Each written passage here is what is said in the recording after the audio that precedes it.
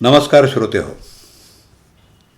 आता ऐकूया अजून यौवनात मी या ललित लेखाचं वाचन. लेखक वसंत गणपतराव जाधव. अभिवाचन दत्ता सरदेशमुख. अजून यौवनात मी.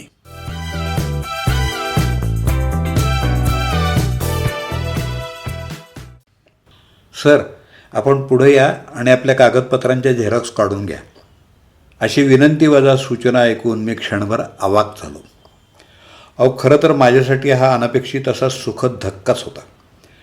तहसील कार्यालयाच्या आवारात असलेल्या झेरॉक्सच्या एकमेव दुकानासमोर जवळपास 100हून अधिक ग्राहक सुमारे 1 तासापेक्षाही अधिक काळ भर उन्हात लांबच लांब रांग करून झेरॉक्स काढून घेण्यासाठी तिष्ठत उभे होते.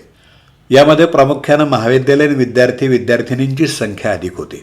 शासनाकडे कुठलंसं प्रतिज्ञापत्र दाखल करण्याची बहुधा आजची शेवटची मुदत असावी. मूळ कागदपत्रांच्या पडताळणीनंतर त्या कागदपत्रांच्या सर्व झेरॉक्स प्रती प्रमाणित करून कार्यालयात सादर करायच्या होत्या. सर्वांची एकच लगबग आणि धांदल उडाली होती. प्रत्येकालाच घाई झाली होती. मी म्हणणाऱ्या उन्हामध्ये सगळेजण घामाघूम झाले होते. अक्षरशः भाजूनच निघाले होते.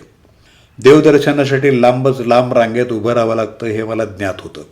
मी तो अनुभव अनेकदा घेतलेलाही आहे. पण आजची रांग माझ्यासाठी कुतूहलाचा आणि अतार्किक अचंब्याचा विषय होता.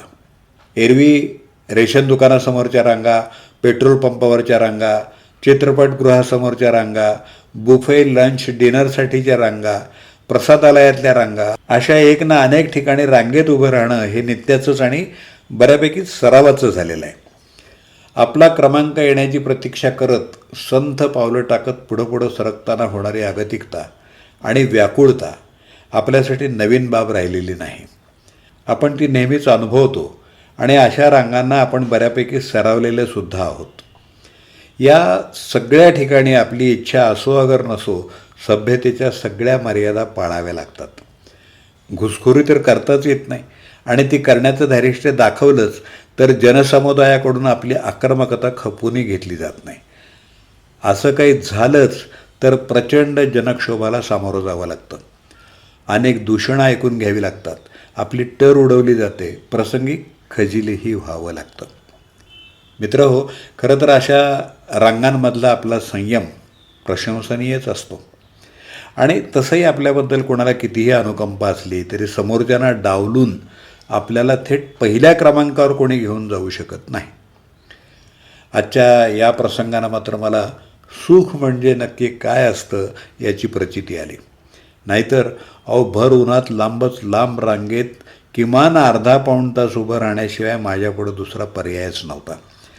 माझ्यासाठी ते खरोखरच अत्यंत जिकिरीचं आणि कष्टप्रद अग्निदिव्य होतं. केवळ 2 कागदपत्रांच्या झेरॉक्ससाठी सोसावे लागणारे हे कष्ट म्हणजे क्रूर चेष्टा आणि शिक्षा ठरली असती. कधीकधी संकटं आपल्यासमोर दत्त म्हणून उभी राहतात आणि वेळ अशी असते की त्यांना अंगावर घेण्याशिवाय अन्य कोणताही पर्याय उपलब्ध नसतो. त्या मुलानं मला रांगेतून बाजूला होत थेट पहिल्या क्रमांकावर जाण्याबद्दल केलेली सूचना ऐकून आता या ठिकाणी मोठा गजब होईल असं मला वाटलं. तरुणाईचा उद्रेक समजून घेण्यापलीकडचा आणि समजूत घालण्यापलीकडचा असतो, नाही का? आरडाओरड किंवा असभ्य शेरेबाजी अटळ आहे आणि आपल्याला जागा सोडताच येणार नाही अशी स्वतःची समजूत करून घेत मी आता काय करावं या संभ्रमात सापडलो. जनक्षोभाला सामोरं जावं का त्या मुलाच्या सूचनेची अवहेलना करावी हेच मला ठरवता येईनसं झालं. अर्जुन विषाद योगामध्ये ही संभ्रमावस्था खूपच व्यवस्थित स्पष्ट करून सांगण्यात आलेली आहे. पण माझ्या तमाम शंका कुशंकांना छेद देत तिथल्या तरुणाईनं दाखवलेला संयम बघून क्षणभर माझ्या कानांवर आणि डोळ्यांवर विश्वासच बसला नाही. बेशुद्ध होण्याची वेळ येते म्हणजे नेमकं काय होतं याची प्रत्यक्ष अनुभूतीच मी घेत होतो.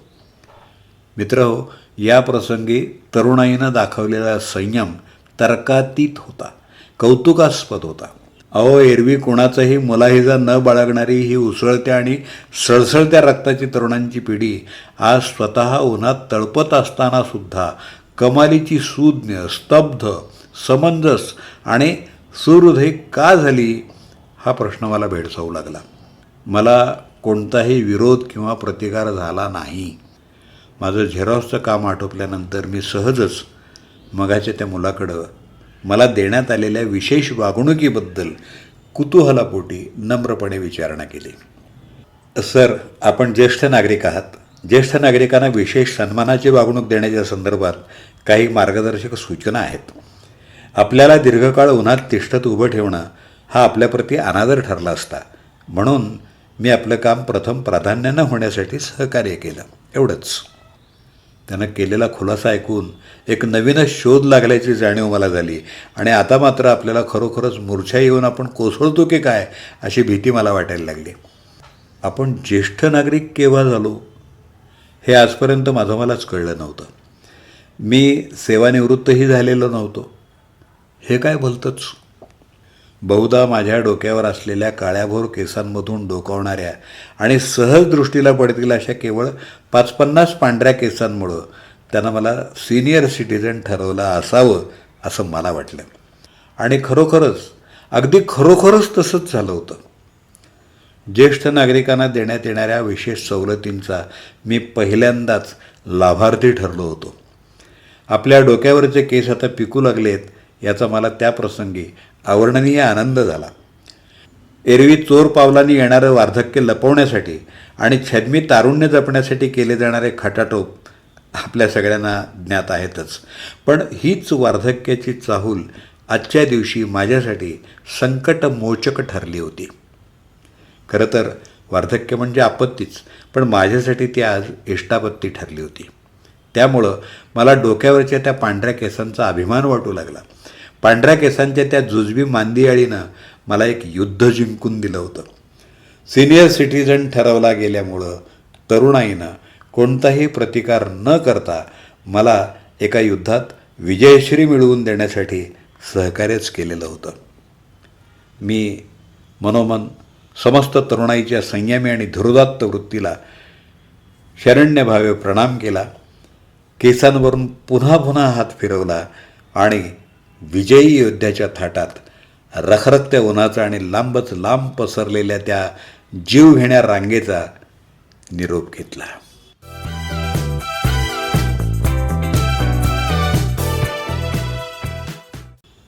अजून यौवनात मी या एका छोट्याशा अनुभवाचं कथन आत्ताच आपण ऐकलं. लेखक वसंत गणपतराव जाधव.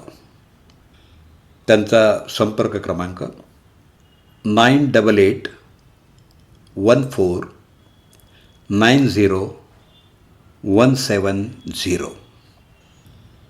अभिवाचन दत्ता सरदेशमुख. 8329730186.